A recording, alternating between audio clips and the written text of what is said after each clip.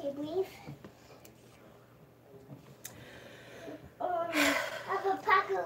everybody, what's up? It's Nicole. Welcome back to my channel. I see him. Is there an AA big book over there, Neil?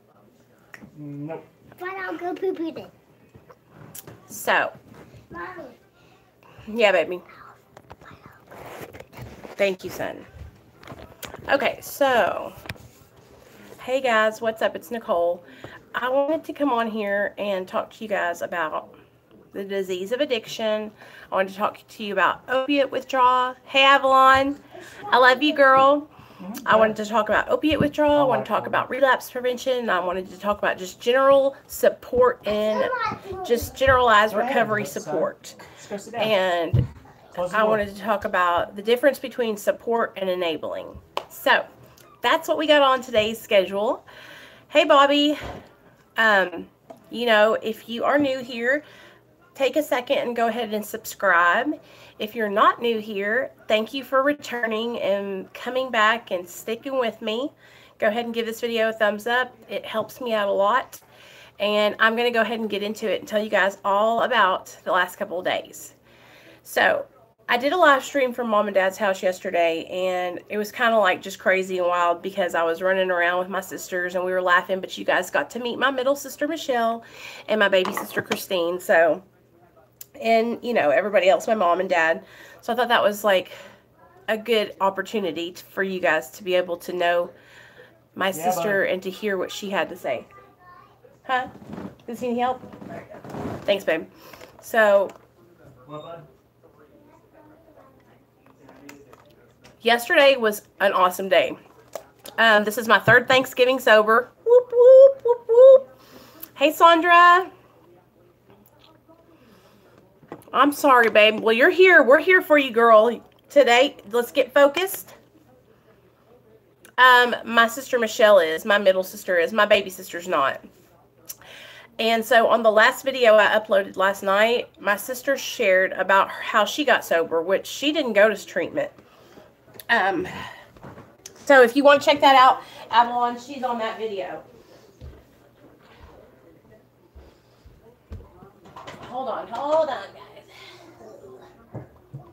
My big book.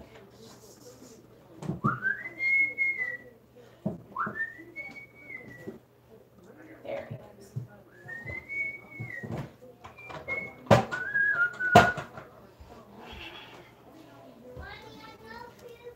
Good job. So this is my big book. This is my Alcoholics Anonymous big book. And I was talking to Jason on the cell phone today, on the phone. Good morning, Butterfly Beauty. So, or good morning, good evening.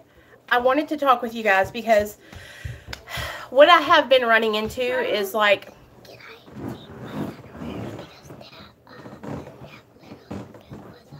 yeah, go ahead. Go ahead. Just take them off and then just slip these over it. What I have been running into is I've been talking to a couple of people that they are addicts. And they think because they're addicts that they can they are not alcoholics, which I know a lot of people that can drink and they don't have any repercussions. They don't have any negative consequences or anything.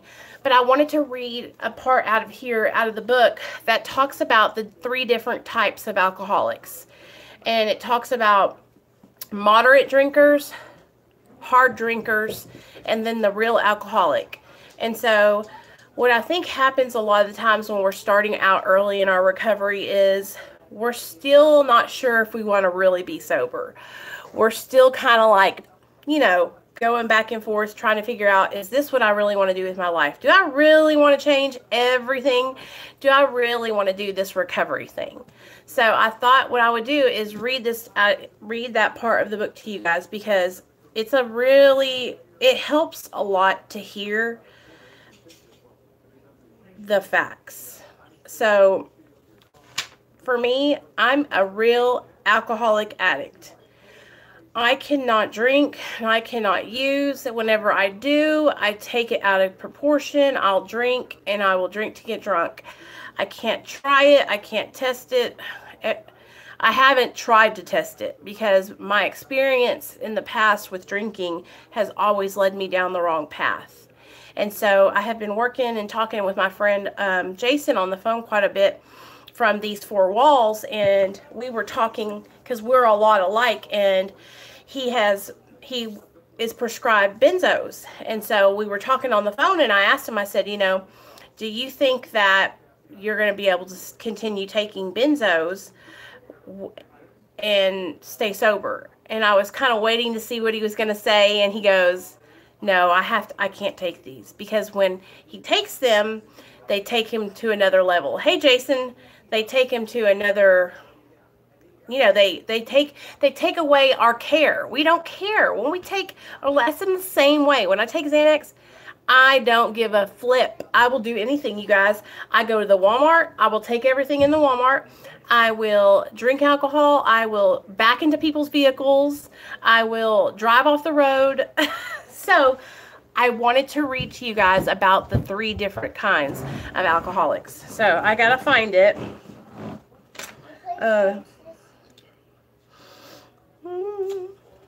But that's what they talk about. They talk about the moderate drinker, which a moderate drinker is the kind of person that they can take it or leave it. They can drink, and when you were using yes, Butterfly Beauty, I did. It was like my using went hand in hand with like kleptomania, especially when I would take like benzodiazepine. Yeah, we don't have any of those.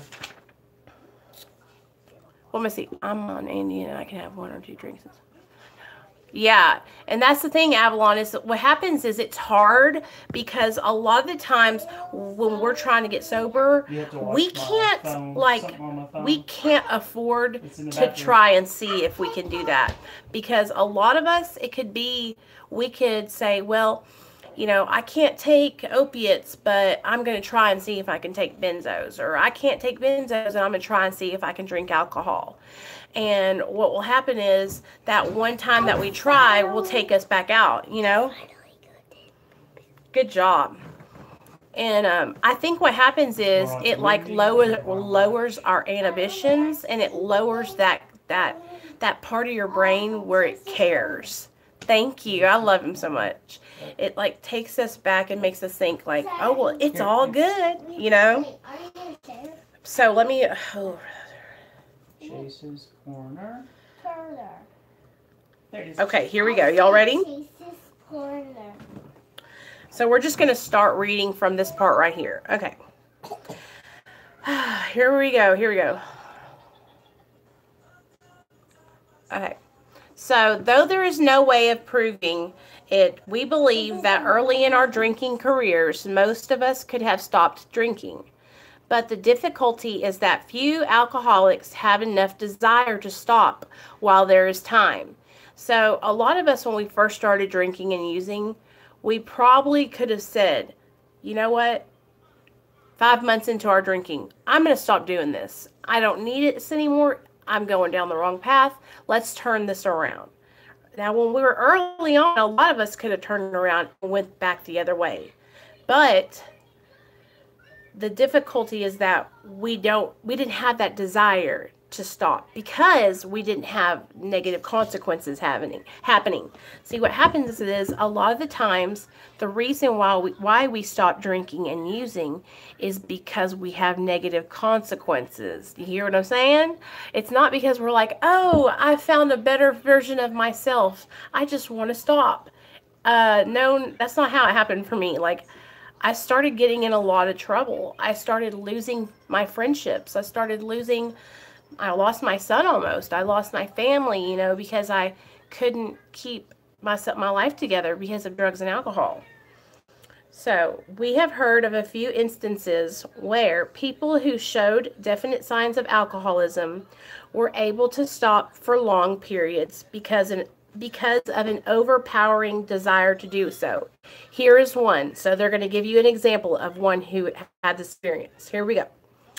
A man of 30 was doing a great deal of spree drinking. And if you guys don't drink, and this has nothing to do, put in your mind spree using, spree taking Xanax, spree taking opiates. Okay, so just don't look at this as alcohol. Look at this as all drugs. So a man of 30 was doing a great deal of spree drinking and using. He was very nervous in the morning after these bouts and quieted himself with more liquor and more pills. He was ambitious to succeed in business, but saw that he would get nowhere if he drank at all. Once he started, he had no control whatsoever. He made up his mind that until he had been successful in business and had retired, he would not touch another drop, not another pill. Okay? An exceptional man, he remained bone dry for 25 years and retired at the age of 55 after a successful and happy business career. Then he fell victim to a belief which practically every alcoholic has, that his long period of sobriety and self-discipline had qualified him to drink as other men. So how many times have you guys gone 6 months, 3 weeks, 5 days, a month, and said, I've been doing so good. I can just have one. I can just take one pill. I can just have one drink with the guys. Out came his carpet slippers and a bottle.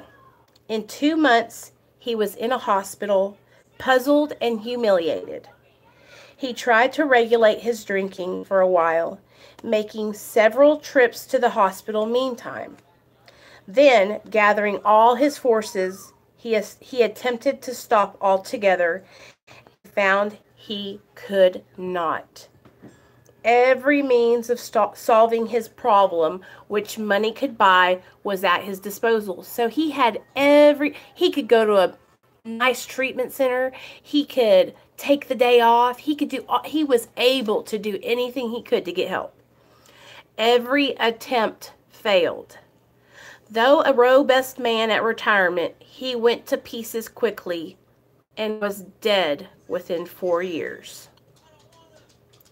This contains a powerful lesson. Most of us have believed that if we remain sober for a long stretch, we could thereafter drink normally.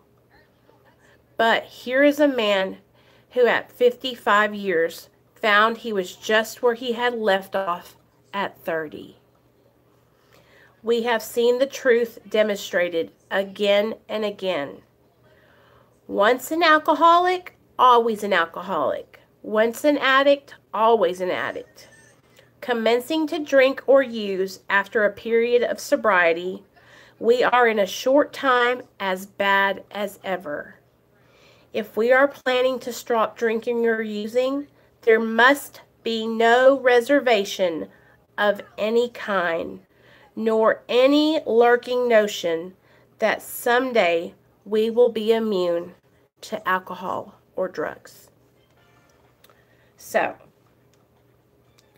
you know how when I'm talking to you guys and I say that the disease of addiction is cunning, baffling, and powerful, and that it is a progressive illness. It gets worse, never better. So this is what they're talking about. This guy at 30 years old stopped drinking, and he never picked up a drink for 25 years. For 25 years, he went to work. For 25 years, he stayed dry. He didn't do anything for his recovery. He didn't go to meetings. He didn't get a sponsor. He didn't go to therapy. He just stopped drinking and went to work. Put all of his life into work, okay? And then 25 years later, that idea came into his mind, and he said, I've been doing so good. I deserve this. I deserve to have a little sip. And within 4 years, he was dead. He took a little sip, and the next thing you know, he was off to the races. Drinking, shooting dope, popping pills, drinking whiskey. And he had every opportunity. There was probably like, back in those days, he could have probably went to like, you know, that guy on the TV that is in California, and it's like the rehab center that's in Malibu, and they ride horses and like hold hands. He probably had all kinds of opportunities because he was a rich guy. But he could not stop. He could not get sober. It didn't matter what he tried. He couldn't stop. And he died from it. He died from it. Young people may be encouraged by this man's experience to think that they can stop as he did, on their own willpower. We doubt if many of them can do it, because none will really want to stop, and hardly one of them, because of the peculiar mental twist already acquired, will find he can win out. Several of our crowd, men of 30 or less, had been drinking only a few years, but they found themselves as helpless as those who had been drinking 20 years. To be gravely affected, one does not necessarily have to drink a long time, nor take the quantities some of us have. This is particularly true of women. Potential female alcoholics and addicts often turn into the real thing and are gone beyond recall in a few years. Certain drinkers who would be greatly insulted if called alcoholics are astonished at their inability to stop. We who are familiar with the symptoms see large numbers of potential alcoholics among young people everywhere. But try and get them to see it. As we look back, we feel we had gone on drinking many years beyond the point where we could quit on our own willpower. If anyone questions whether he has entered this dangerous area, let him try leaving liquor alone for 1 year. So if you aren't sure whether you're an addict or an alcoholic, guys, if you're not sure and you really want to find out, right now I want you to stop drinking and using. And let me know. If you can stop and leave drugs and alcohol alone, and I mean completely alone, for 1 whole year, then you might not be an alcoholic or an addict. So it says, if anyone questions whether he or she has entered this dangerous area, let him try leaving liquor or drugs alone for 1 year. If he is a real alcoholic, if he is a real addict and very far advanced, there is scant chance of success. So if you're a real addict or alcoholic, there's no way in hell you're going to be able to just put down the drugs, put down the alcohol, and walk away and not go back. I'm not talking about for a couple hours. I'm not talking about for 3 days. I'm talking for a year. Okay. It says that you don't have a good chance of success. In the early days of our drinking and using, we occasionally remained sober for a year or more, becoming serious drinkers again later. Though you may be able to stop for a considerable period, you may yet be a potential alcoholic. We think few to whom this book will appeal can stay dry anything like a year.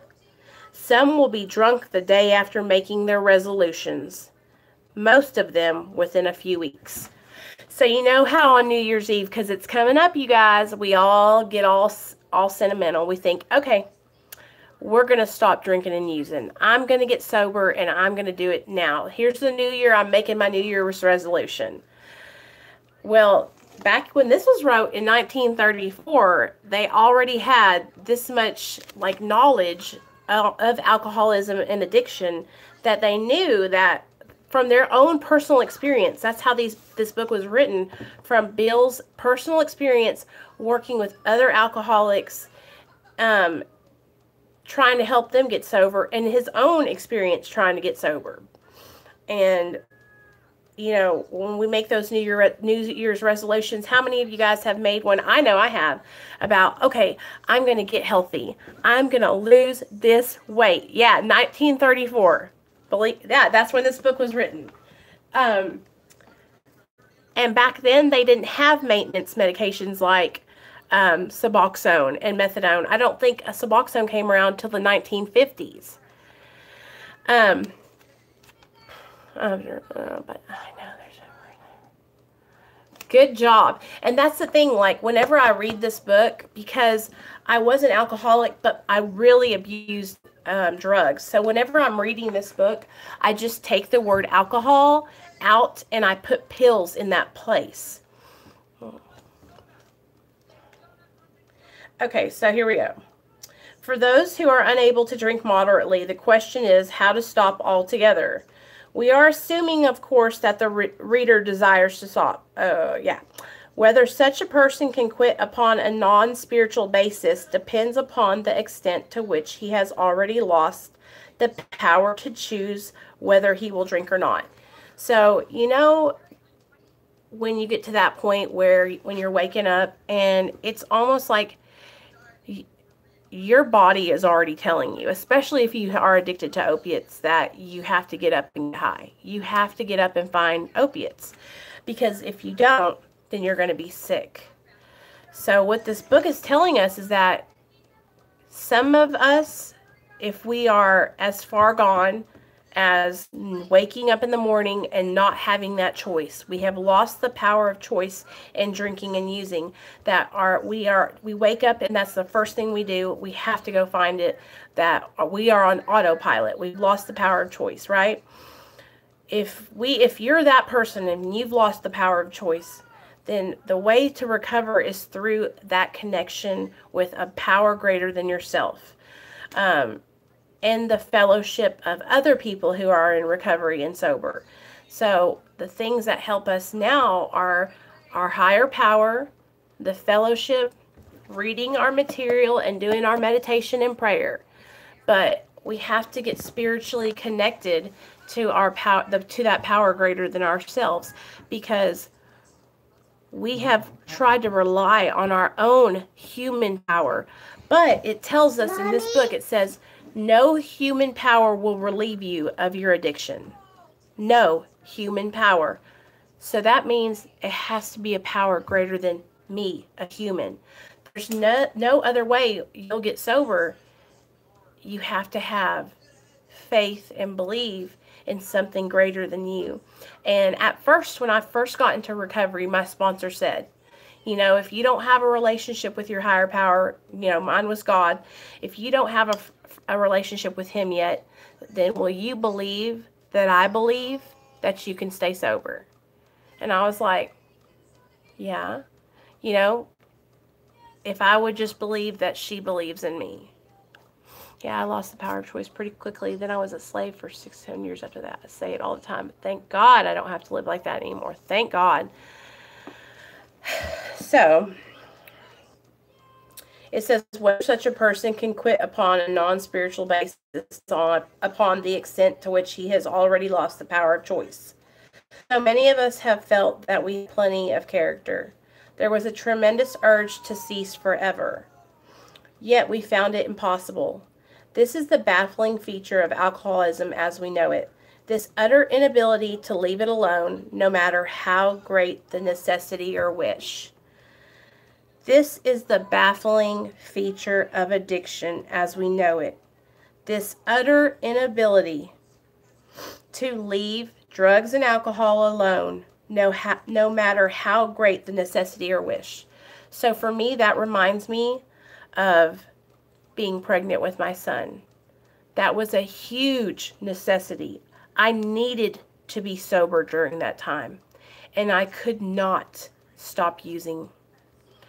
That is what this means to me. That is how baffling and powerful drugs and alcohol are, because you will have no ability to leave it alone no matter what.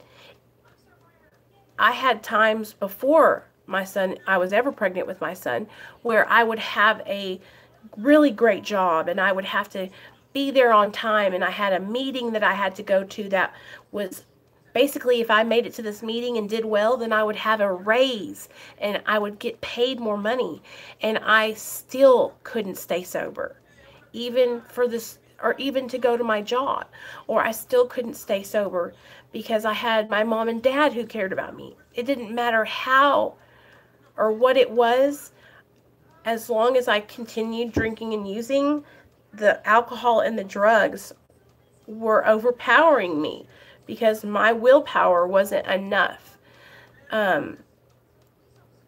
It's to quit on willpower alone when you're far into your addiction is like, it's impossible.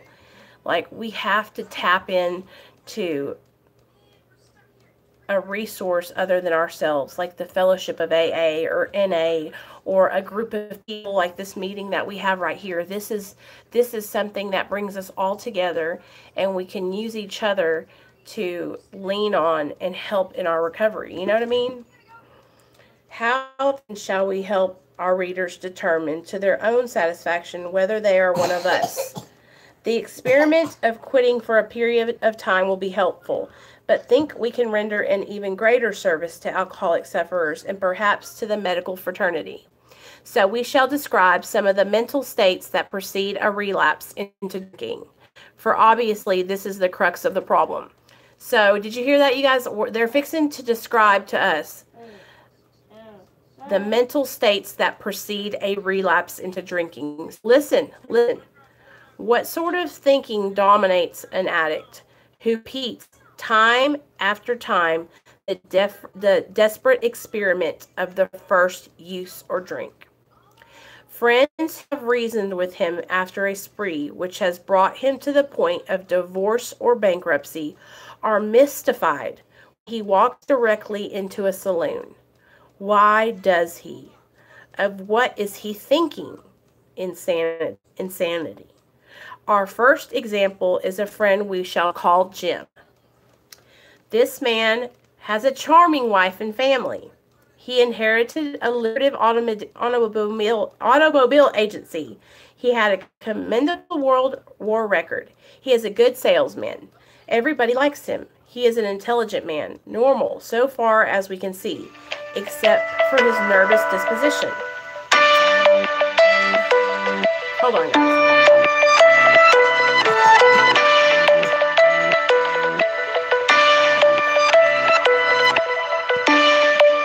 Okay. He did no drinking until he was 35. In a few years, he became so violent when intoxicated that he had to be committed. On leaving the asylum, he came into contact with us. We told him what we know of addiction and alcoholism and the answers we had found. He made a beginning. What does that say? Oh, sorry. There we go. His family was reassembled and he began to work as a salesman for the business he had lost through drinking. All went well for a time, but he failed to enlarge his spiritual life. So everything was going good. He went and met with the people at AA. He started kind of going to meetings. He got his life together. He stopped drinking, okay? But he didn't get connected with his higher power. And you guys, it don't matter if your higher power is God. It doesn't matter if it's Buddha. It doesn't matter who it is. I don't care. But you have to get spiritually connected to a power greater than yourself. Because it says he failed to enlarge his spiritual life, okay? To his consternation, he found himself drunk half a dozen times in rapid succession. On each of these occasions, we worked with him, reviewing carefully what had happened. He agreed he was a real alcoholic in a serious condition. He knew he faced another trip to the asylum if he kept on. The asylum that's where they sent them back in the day, like the crazy house. He knew he faced another trip if he kept on. Moreover, he would lose his family for whom he had a deep affection.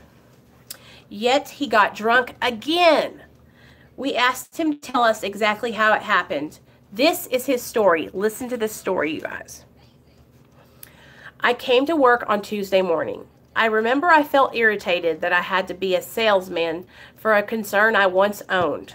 I had a few words with the boss, but nothing serious. Then I decided to drive into the country and see one of my prospects for a car. On the way, I felt so hungry I stopped at a roadside place where they have a bar. I had no intention of drinking. I just thought I would get a sandwich. I also had the notion that I might find a customer for a car at this place, which was familiar for I had been going to it for years. I had eaten there many times during the months I was sober. I sat down at a table and ordered a sandwich and a glass of milk. Still no thought of drinking. I ordered another sandwich and decided to have another glass of milk. Suddenly, the thought crossed my mind that if I were to put an ounce of whiskey in my milk, it couldn't hurt me on a full stomach.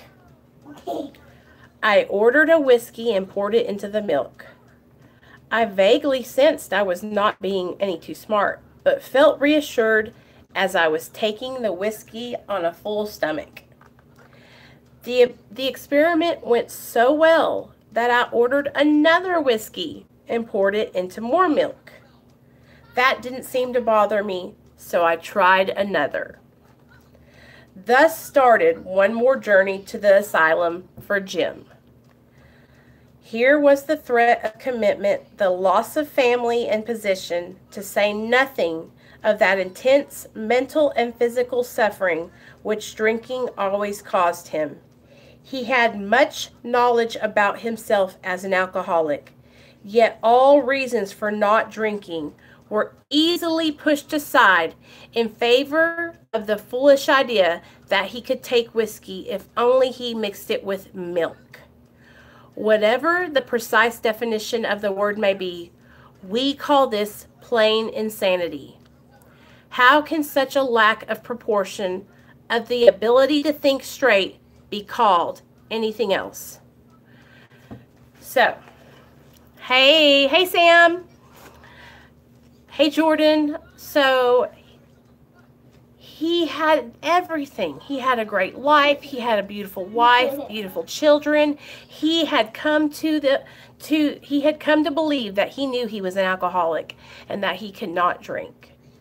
And he was having a great day. I mean, nothing was going wrong. Sure, he was upset, but he got over it. He was going to get himself something to drink and eat, and then he was going to be on his way. And all of a sudden, a thought popped into his mind. That's how it happens. It's like, that's why we have to practice. We have to practice playing the tape all the way through. Because once we take the first pill, once we take the first drink, once we take the first smoke, once we take the first snort, anything, after that first, we are off. We can't stop. You lose all control after you take the first one, especially when you've had, moments of sobriety and you've got your recovery. If you relapse and pick up after that first drink, it goes back into that old vicious cycle and you return back to the same place you were when you left off. There's no, I'm just going to have one pill today and just kick it and relax. That doesn't happen. Once you take one, you are off and running. There's no way to stop it. You can't. You lose all power. You can't. It's impossible. And if you have the disease of addiction or the disease of alcoholism like I do, and like other people I know do, you'll pick up one and then you'll go until something bad happens, until you get caught by your wife and your kids, till you get fired from your job, till you wreck your truck. Do you know what I mean?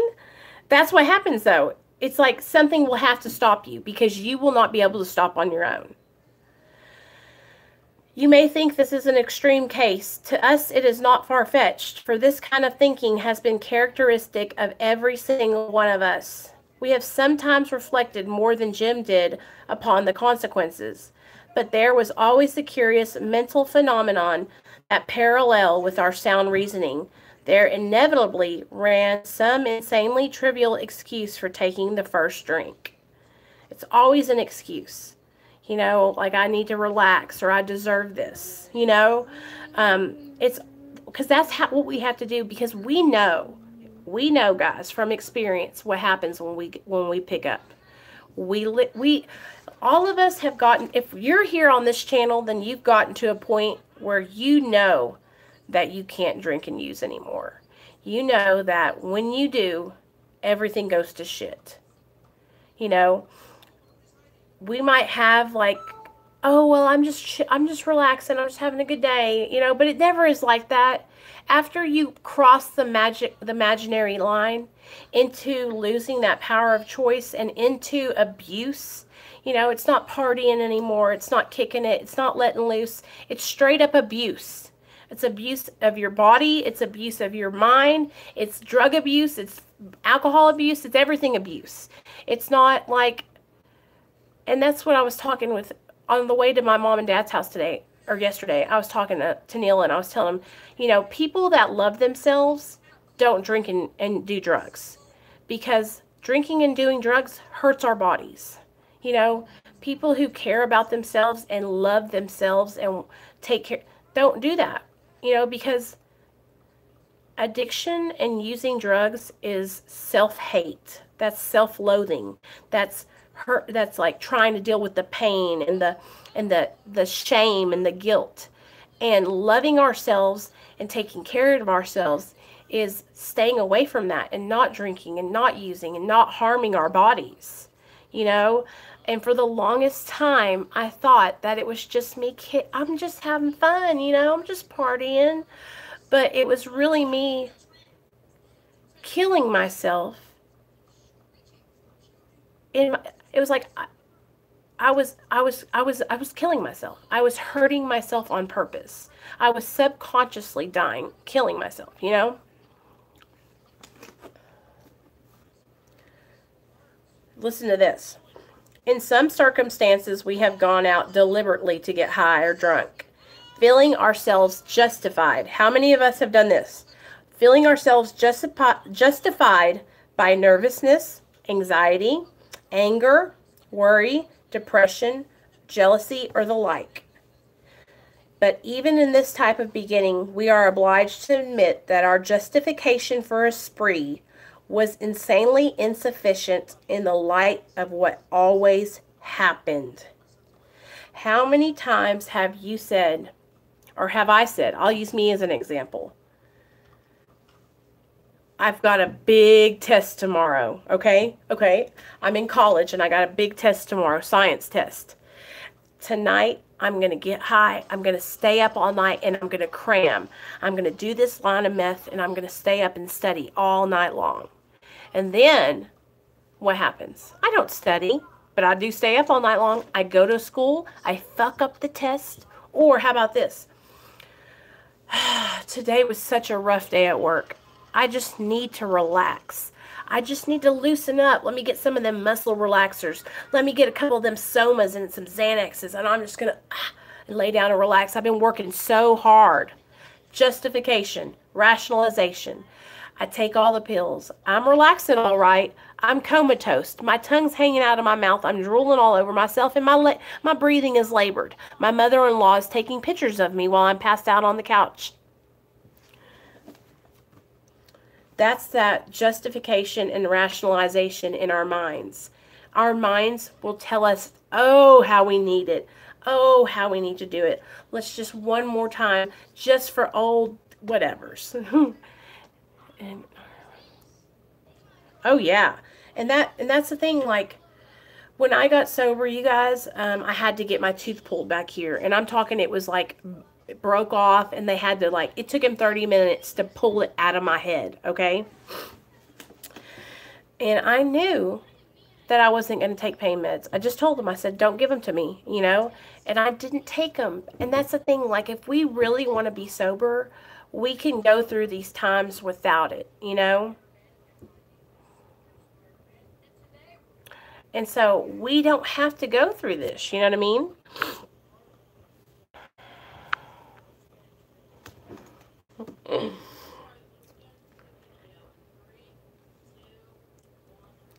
Okay, we now see that we began to drink deliberately. Okay, so here we go.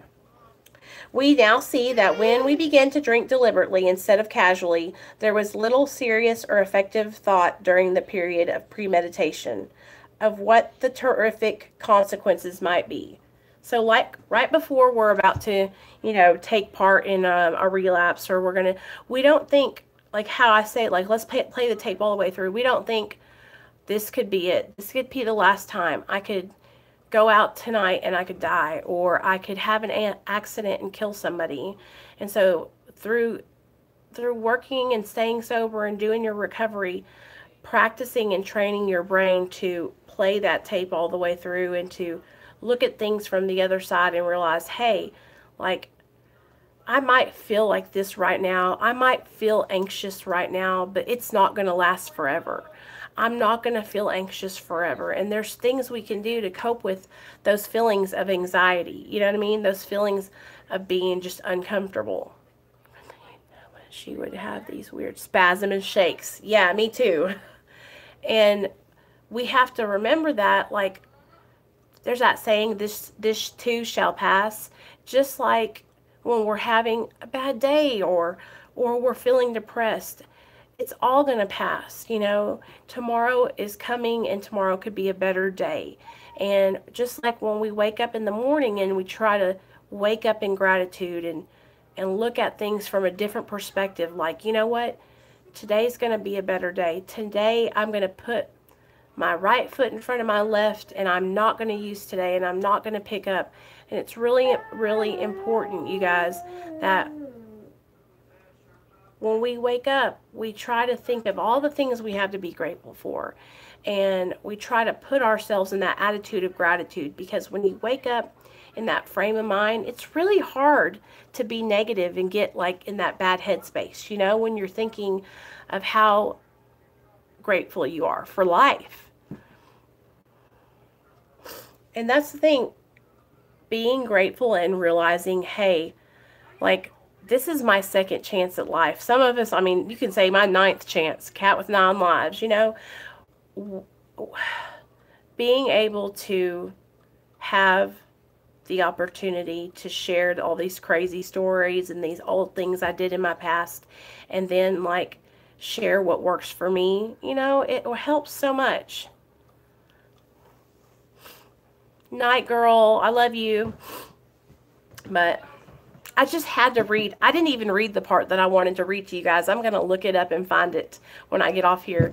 But this book is like, if I finally understand it, like when I first got sober and then when I first started trying to get sober, I didn't understand it. You know, I was confused. I was like, what does this mean? But now it's like, I understand what it's saying and I can really relate.